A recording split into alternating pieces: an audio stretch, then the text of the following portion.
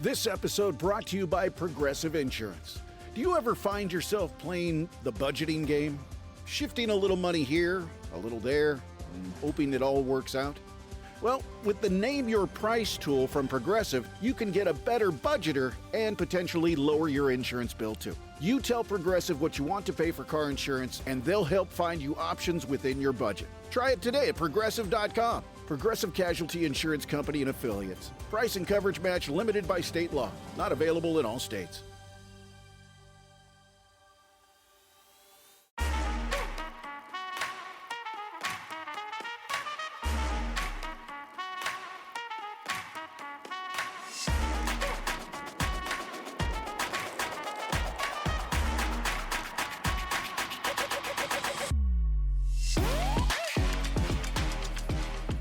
Hello, everybody, and welcome to another episode of Attack the Baseline, a WNBA podcast where every episode we attack our baseline knowledge of the WNBA. We're your hosts, John and Kristen Barber, and it's a midweek pod, a news pod. We've got a list of things that have happened over the last 2 weeks or so that we haven't necessarily had the opportunity to talk about on our other pods about the Valkyries or Chicago. We're taking the opportunity to try something new and do what I'm going to call the Middy, which is a small midweek pod where we just get you caught up on some of the big headlines and do a little chit chat between the two of us. But before we get into all that, Kristen, how are you today? Hello, I'm great. We really didn't get a chance to talk about any news this week because we had a great guest on our Valkyries pod, listener Tim. So go back and listen to that if you haven't. But so much has been happening with every team around the league. Yeah, everybody doing everything all across the board. And it's kind of hard to keep up with. So we've literally just got a paper list that we just, when something happens, we write it down.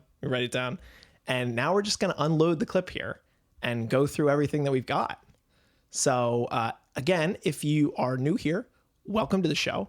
If you'd like to reach out to us and talk to us about your team or about something you want us to cover in the league or around the league or around women's basketball in general, you could do so at our email, attackthebaseline@gmail.com, or connect with us on Bluesky or Instagram at ATBPod.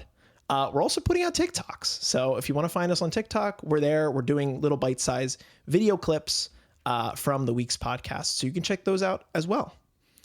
Okay. So if we're going to start from the top, I think the first place to start is transactions.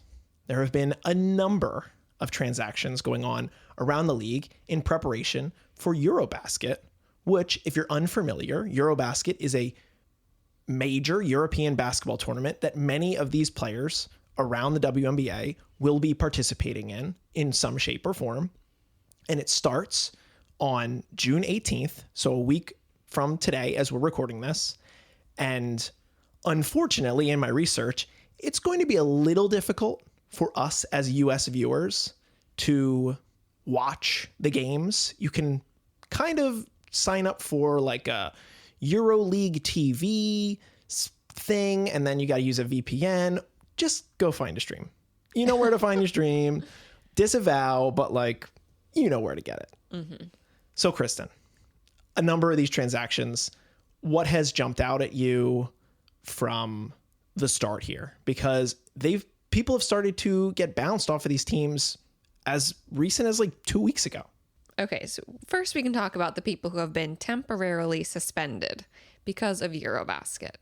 And I do think it has been kind of interesting how some teams have handled this and how other teams are handling it. So, for example, Sev Uzin was waived for the Mercury, right? By the Mercury. And she is going Eurobasket. Correct. But I guess they weren't interested in bringing her back after the tournament. Or they could, and she just has to, they would have to sign her again. So some teams are, the Mercury, handling it differently than, for example, the Valkyries, who are temporarily suspending their players. So today, they temporarily suspended Janelle Salon. Yesterday, it was Julie Von Lowe. The day before that was Cecilia Zandalicini. And I think that's it currently from the Valkyries. Mm-hmm. Yeah, right. But again, like you said, these temporary suspensions are still going to stay on the team's books. These are obviously players that they want to maintain and they want to keep on their roster by the time they're back from the European tournament.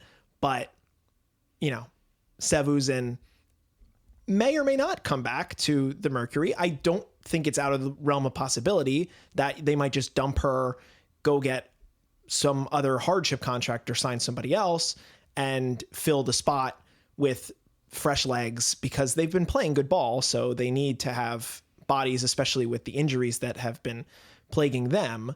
So it's, like you said, interesting how different teams have gone about this. Some other players that have been temporarily suspended include Julie Allemond from the LA Sparks, Jessica Shepard from the Minnesota Lynx, and Tierra McCowan from the Dallas Wings. So it's like every day a new name pops up. But again, we're a week away from the start of the tournament. So you can kind of expect that like before too long, you're not going to continue to see these temporary suspensions. If you're going, you're going. Mm-hmm. And if you're not, you're not. Right. Like today, Niara Sabali announced that she was not going. Now, when you saw that news, did you think about why that might be? Well, Satou has said already she's not. Right. I feel like the Liberty may have told her, please stay. We want to keep winning. Mm-hmm. I don't know. Like, I'm sure they said something to her. Like, everyone on the Storm who was eligible to go said they're not going. Right. So I'm sure the teams encourage her not to go. Mm-hmm. We'll see if Leonie Phoebish goes. Yep. I mean, New York is kind of taking it to the wire here, but they're one of the 2 undefeated teams in the league. So it kind of makes sense that if anybody is going to say, hold your horses, do you want to just stay and like continue to win? Even though like they could probably get along without them, then they may or may not make the move. Mm-hmm. But yeah, we're gonna keep on seeing other adjacent transactions that don't necessarily have to do with Eurobasket that actually happened today. Crystal Bradford was cut by the Vegas Aces, and as soon as that happened, I said, well, they must have something planned there. Like they make the cut because they were right up on the salary cap, as we recall. So they cut her, who was on a minimum. And then they go and immediately sign Joyner Holmes, a player who was with Seattle during training camp and during the preseason, to a rest of the season hardship contract. And Joyner Holmes is big, and the Aces have been looking for big play to help them because they've been struggling. They most recently lost in exciting fashion to our Golden State Valkyries this past week. And Vegas is just trying to find a way to get back on top. But it's important to remember that there are other transactions happening at the same time. So it gets really confusing. It was like, is this a Eurobasket transaction? Is this like a we need to make our team better transaction? It gets kind of confusing. Okay. For the Aces. Yeah. They can do a hardship contract because Megan Gustafson is out. Mm-hmm. And because of Cheyenne Parker-Tyus? Yes, I believe so. And then by waiving Crystal Bradford, by waiving Crystal Bradford, that put them under the 10-player threshold, so they could activate the hardship contract. Mm-hmm. It's just silly too, because if they just had larger rosters, then you wouldn't see all these transactions and you wouldn't get confused by it. Right, or like someone goes to the injured list. Right. And that just frees up a spot. Right. Sounds like something that we need put in the new CBA so we can be less confused. Mm-hmm. But that's basically it. Again, Eurobasket, June 18th. Hope you find a way, wink, wink, to watch it. Wink, wink. I'll be looking too. Hopefully there's a stream out there. Let's move on to the next item in our to-do list. This happened a few weeks ago at this point, but Yueru requested a trade from the Seattle Storm on the premise that she's looking for more playtime. Yueru is a player that I think is quite good. And even today, when the Crystal Bradford news dropped, I thought maybe there was a chance that Vegas was trying to make a move, even though they would have to trade for her. But like the idea of this good young player in Lee out there for teams that could use her is intriguing to me. Yeah, where have you been as you've begun to think about Lee on a different team? I originally, I enjoyed Lee, the concept of Yueru being on the Storm. She did get a lot of playtime last year on the Sparks because Cameron Brink was out. Right. So she really filled in for Cam Brink. But she really is not getting any playtime at all on the Storm, which I get it. That would be upsetting too. You came to the US, you want to play basketball, you're not getting any time, you request a trade. That's just not something that happens all the time in this league. Right. But it is interesting that it's the Storm, which is coming off of another requested trade this offseason in Jewel Lloyd. So I do also wonder how much of this is just because she's not getting much playtime and also because of other locker room issues or organizational issues that she's unhappy with. Yeah. And I mean, Seattle's a unique team where they have a 19-year-old playing meaningful minutes. At this point, Dominique is in the rotation. And naturally, when you're Lee and you're 6'7", Domi playing more minutes is going to take away from you as a backup big. So there's a direct correlation there. There's only so many minutes when you have Ezi Magbagor and Neko Ogwumike as well, plus Dominique Malunga. That puts Lee in a position where, yeah, she should be trying to go out of her way to make a move.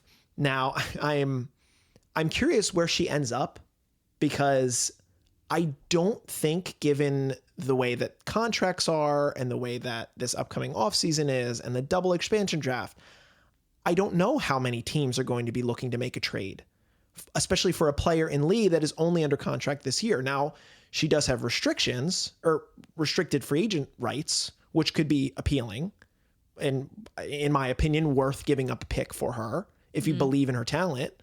But I'm starting to think that the trade market is going to be a little drier than I had previously hoped for. You really are hoping for trades. I love trades.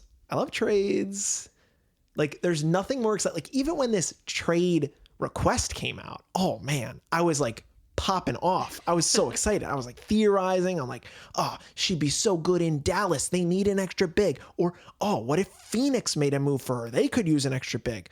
And I was you go through all the scenarios, and then you're just some of these teams are just asset poor, or or afraid of making moves because they don't know what the next CBA is going to be like. Exactly. I really think that that's just stopping everyone right now.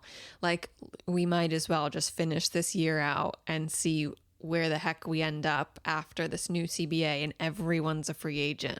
And I mean, the last time we had a trade request, it was our GOAT Marina.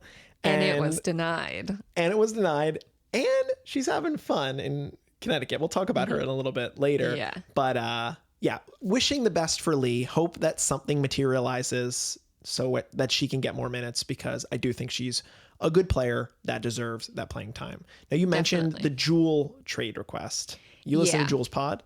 I listened to Jewel's new podcast. It's called The Warehouse. It's with her and two guys. One of them must be her trainer. I'm not sure who the other guy is. Maybe just their friend. And really, they've had 3 episodes so far, and really all they've been talking about is just Jewel's journey so far through the W and through college. The first episode is really about college. This one was more through the W. And I had heard that she talked about the situation with the Storm on this episode. So I said, okay, let me listen to this episode of the podcast. It's an almost 2-hour long episode. Oh, really? It was that long? An hour and 40 minutes. Oh, man. So I'm listening to it, and I'm fast forwarding. And then I'm like, when the heck do they start talking about this past summer? And it's really not until like the last half an hour. So if you're curious, it's an interesting podcast. It's just long. So there was a lot that they were talking about with not being specific, of course. Naturally. I'm sure. Like Jewel was very much trying to not be specific, but this guy who presumably is her trainer, one of her trainers, he was like dropping more hints, and he was like seemingly very bitter about this whole situation. He has less to lose. Jewel like really seems like she has moved past it for the most part, but this other guy's like seemingly still very upset. Yeah.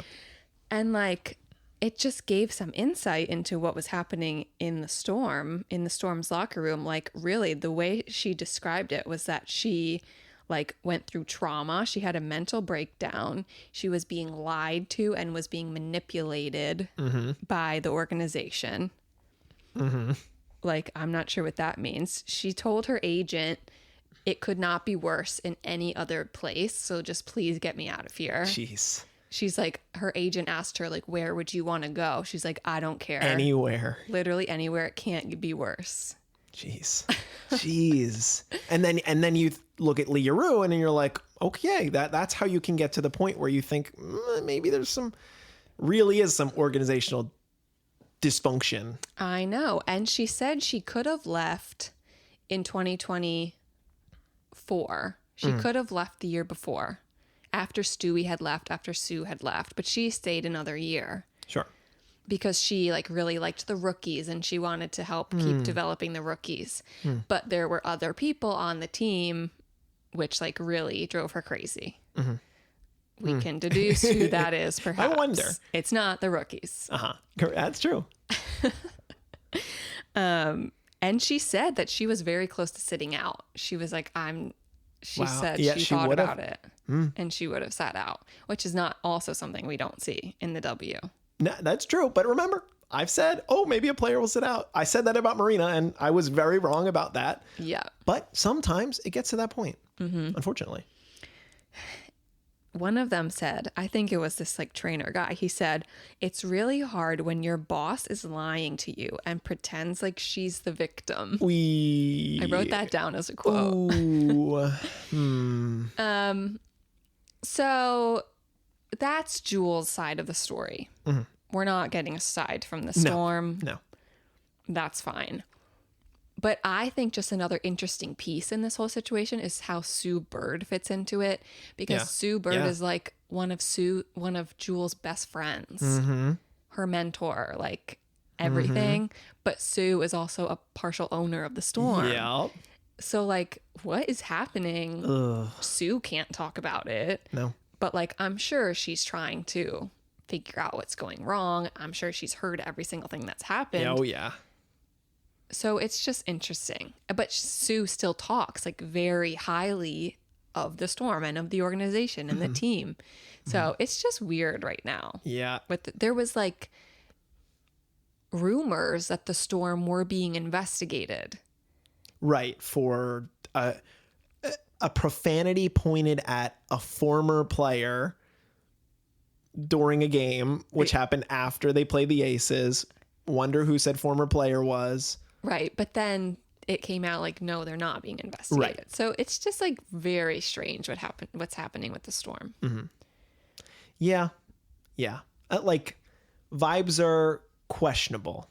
But the team is good. The team is pretty good. They're, an upper half pack. They're going to be a playoff team. So hope they figure it all out in what they need. But yeah, that's what's going on in Seattle. This episode is brought to you by Progressive Insurance. You chose to hit play on this podcast today. Smart choice. Progressive loves to help people make smart choices. That's why they offer a tool called Auto Quote Explorer that allows you to compare your Progressive car insurance quote with rates from other companies. So you save time on the research and can enjoy savings when you choose the best rate for you. Give it a try after this episode at progressive.com. Progressive Casualty Insurance Company and Affiliates. Not available in all states or situations. Prices vary based on how you buy.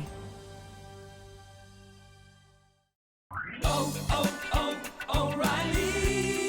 Check engine, ABS, or maintenance light on? Take the guesswork out of your warning lights with O'Reilly Veriscan. The service is free and provides a report with solutions verified by ASE certified master technicians. And if you need help, we could recommend a shop for you. Ask for O'Reilly Veriscan today. O'Reilly Auto Parts.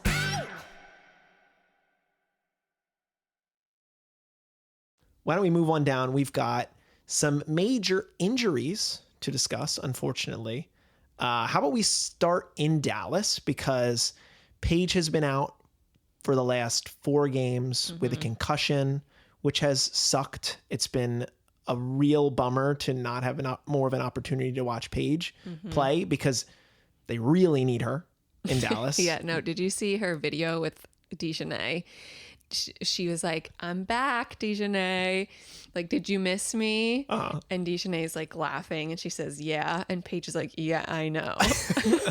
I saw 2 other videos with Dejanay and Paige. One where I don't know who Dejanay was with, but she was in a pool, and it was like, I don't know, 10:30, 11 o'clock at night, and whoever she was with got a text from Paige saying like, "It's time to go to bed, guys. We got a game tomorrow." And Dejanay was like, "Really? She's really telling me I got to do that?" Like, that was pretty funny.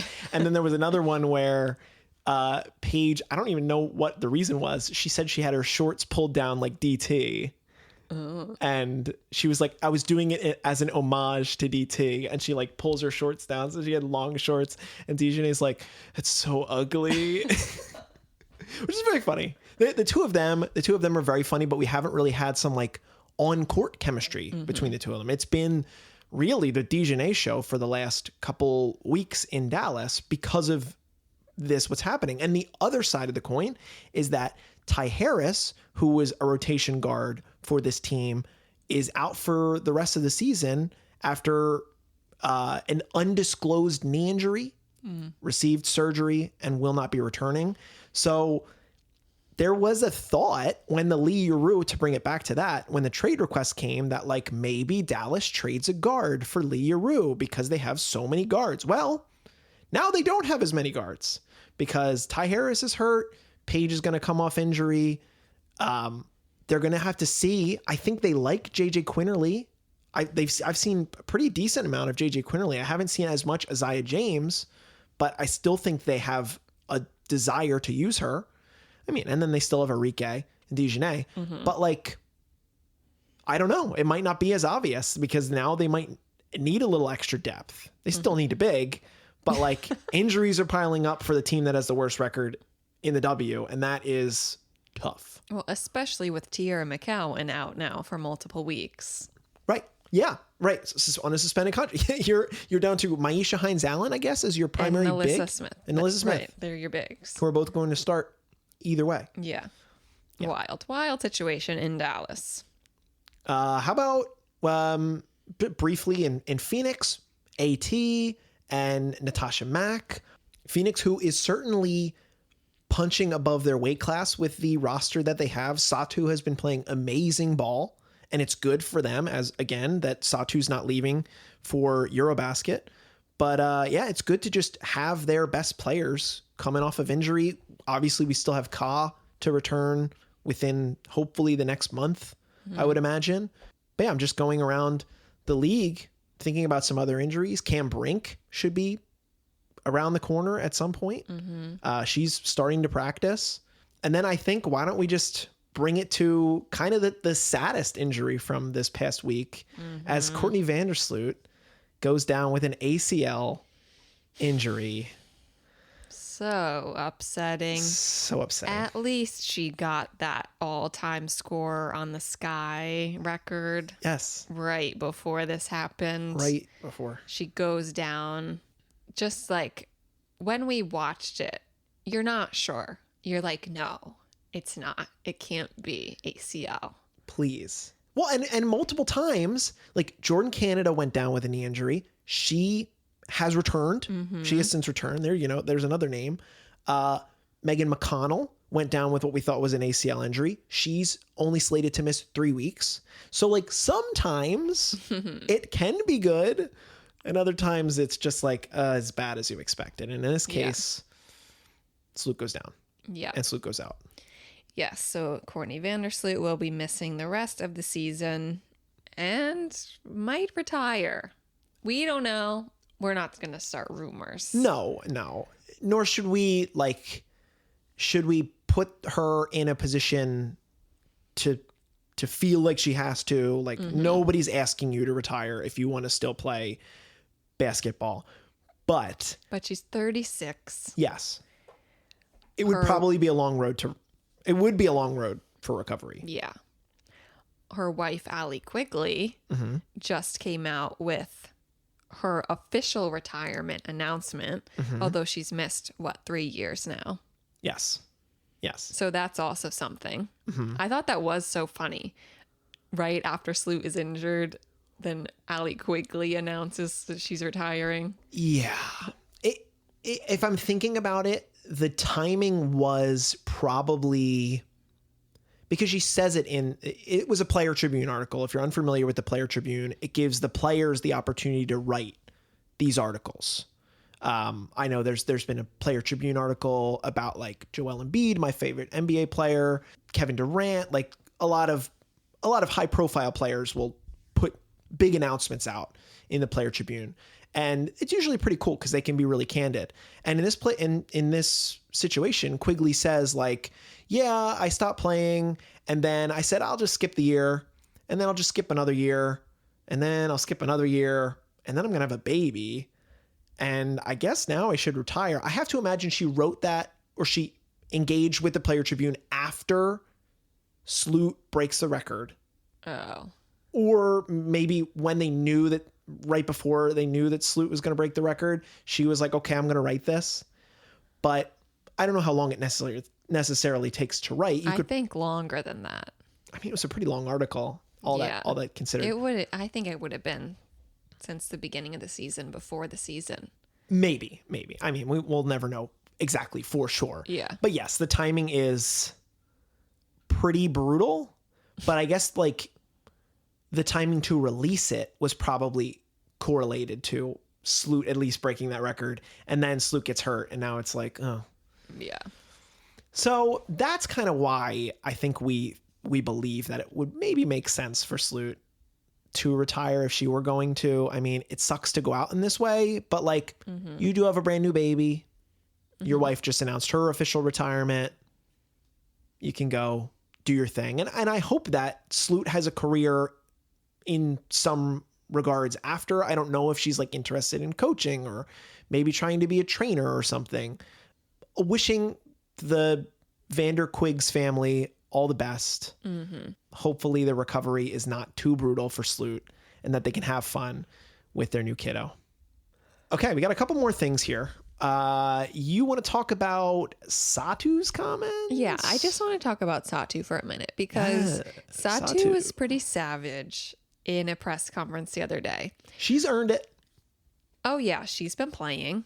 She basically said the schedule is ridiculous. And it's, what did she say?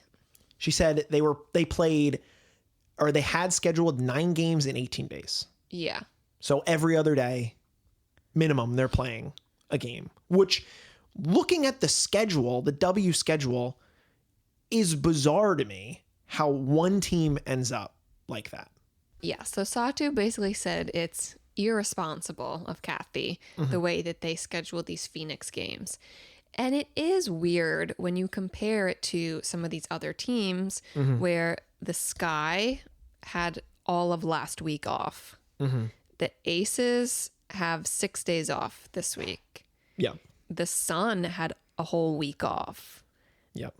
Washington has a week off. Like, I think it's right now, it's so weird because of the Commissioner's Cup. When the games are like, we need to know by the middle of June who's going to be in the Commissioner Cup final. Yeah. But like then maybe we can like sprinkle the Commissioner's Cup games throughout the whole beginning of the season, and they don't have to be these 2 weeks and then you're just screwing everyone's schedule. I think that's what they did before. I think they did that last year. I don't remember. I'm mixing it up with I'm mixing up with the in-season tournament. Well, that's with the what NBA. it is. I know, but it was like with the NBA, it's weird because it's like Tuesdays and Fridays and whatever for a certain amount of times every other week or something.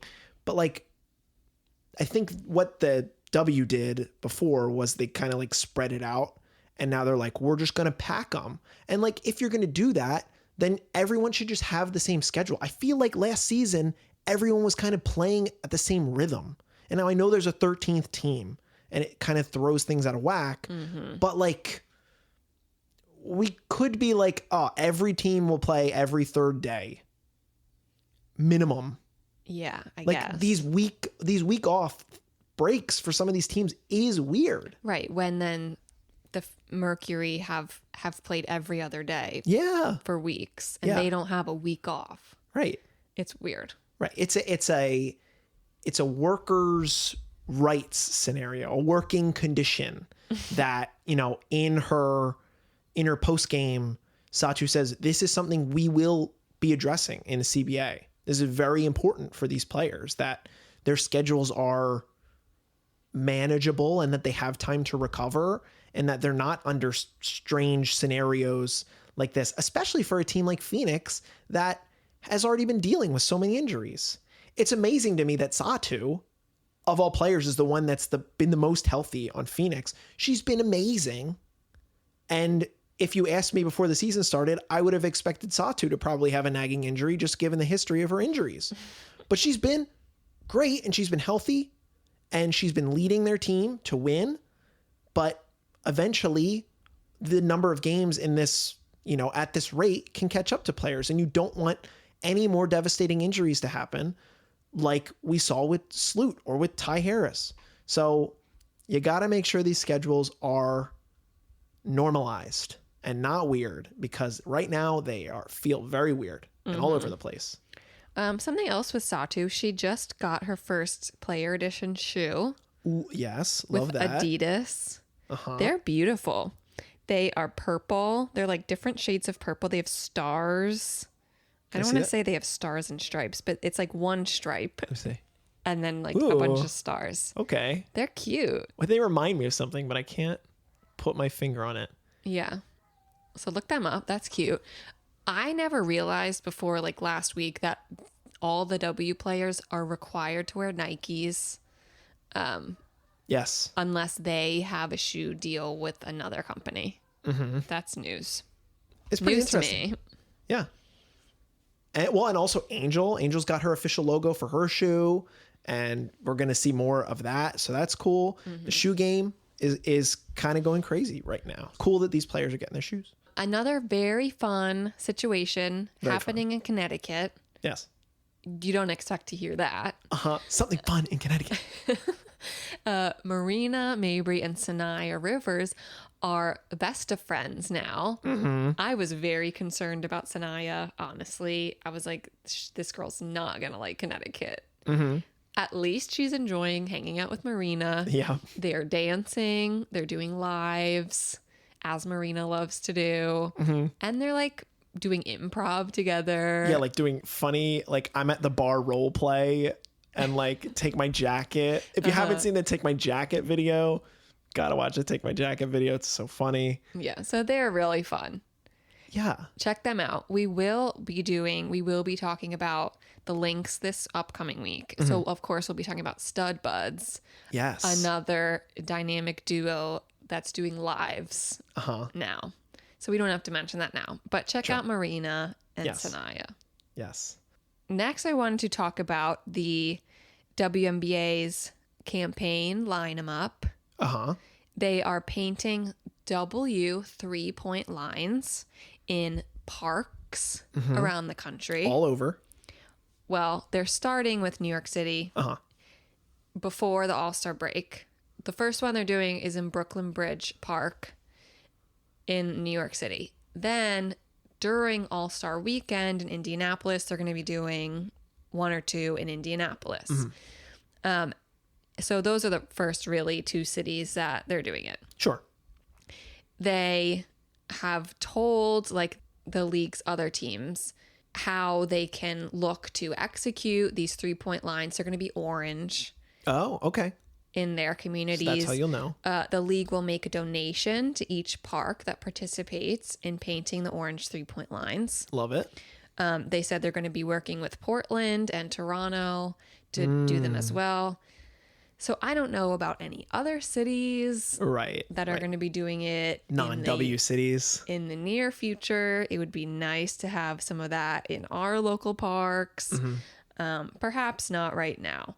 But it just seems like a really cool just way to represent women's basketball, whether you use them or not, you know. I think that's just a cool way for girls and women to see, like, this is the women's league.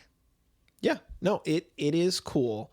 And think, in your case, you're working on your corner 3. Imagine if we just got to move that line in just a foot. It's not even that huge of a difference, but it's a difference.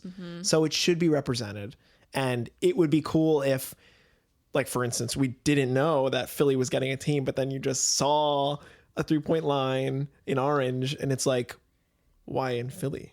Because what do they know? That's my hope. That's my hope, that we're going to go out to the park and there's going to be orange 3-point lines.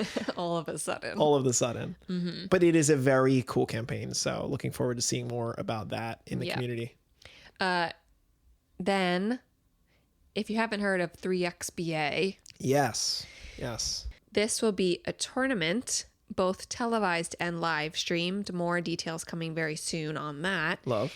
It's a FIBA sanctioned event in the official Olympic format, which is completely different from Unrivaled. Correct. So forget all that. We're going back to the Olympics. It's 10-minute games, 12-second shot clock. The first team to 21 wins, or whoever's ahead at the end of 10 minutes. Right. And a lot of the players are some of the rookies who were drafted this year but got cut. Like Caitlin Chen, Alyssa Ustby, Madison Scott, etc. Yeah. It's cool. It's cool that there's just an opportunity for these players. And I'm actually curious what it means for their Olympic prospects at that point, because I think in order to play in Olympic 3-on-3 or Olympic 5-on-5, you have to have experience in those formats. So now all these players are going to get that format. And if anybody pops, then, you know, you're going to have an opportunity to go be like Haley Van Lith was in the Olympics. So this is a cool opportunity. It's just apparently June 27th and 28th. Oh, it's okay. It's a 2-day tournament. Well, I was saying, oh, great. There's a long-term solution for some of these players. No, it's an opportunity though. And it should still count as official 3-on-3 credit toward whatever Olympics. So I think that all stands as well. Yeah. But yeah, I mean, it's a good opportunity. Plain and simple. Yeah, it should be cool. It should be fun to watch. Yeah, and live streamed. So get on there and check it out. And that leaves us with our last item on the docket for today, All-Star voting. You can vote for your favorite players to make the All-Star team in the WNBA starting tomorrow, Thursday, June 12th. I don't know exactly how long voting is going to be. June 28th. There we go. So you got 2.5 weeks to vote for your favorites. Alicia Gray, gonna be an all-star thanks to me. I'm gonna stuff the ballot box. Okay. Who are you gonna stuff the ballot box for? Honestly, we're like dream pilled. I might stuff the ballot box for Bree Jones. Ooh, nah, that's a spicy one. I think she deserves it. I agree. She's been really good. Yes. And that team's been really good. Tina Charles, she gonna get your vote? Of course, Tina. It's fun. It's you know, if you've never voted, you just get to like pick a roster. You get, I think it's 10 players. You get to pick 10 players, 4 guards and 6 forwards, or the other way around. And you're just showing love to your faves. It doesn't have to be a player that's even, you know, one of the best in the league. You could make a difference to that player making it to their first All-Star game. Mm-hmm. So I'm hoping to see maybe some rookies like Kiki, Sonia. I think they're potentially Slim. Slim needs votes. Paige. It was obvious that Caitlin and Angel were going to be there last year. Correct. But like, I don't know if a lot of these rookies will. I know. I think Kiki. And I think you have to put Paige, even though she hasn't played in a little. Right. But I feel like you have to. Right. Well, she'll also get, and I believe that I've seen the breakdown. It's like 50% fan vote, 25% media vote, which hopefully someday we can get a media vote. That would be cool. Shut up. And then 25% like coaches and GMs, I guess. Mm-hmm. So it makes a difference. Your vote makes a difference. So yeah, get out there and vote for your favorite All-Stars starting tomorrow. Okay. And that's it. That'll do it for our first midweek pod. A lot of subject matter in this particular Middy, but happy to go through all of it with you, Kristen. We'd be talking about it anyway, so might as well. Exactly. Might as well just bring it. And again, the purpose of this is to just make sure you're up to date with everything, because there's so many things happening. Sometimes it's easy to miss something. So we're just going to do our best to bring that to you. Again, if you'd like to send us an email and let us know how you're feeling about the show, send us an email, attackthebaseline@gmail.com. Connect with us on Bluesky or Instagram at ATBPod. 5-star rating and review. Check out our TikToks. Check out YouTube. Do all the good stuff to help support the show. But Kristen, I'm staring at the baseline. What are we going to do? Attack it. Attack the baseline. Thank you so much for listening, and we will be back soon to talk about the Minnesota Lynx.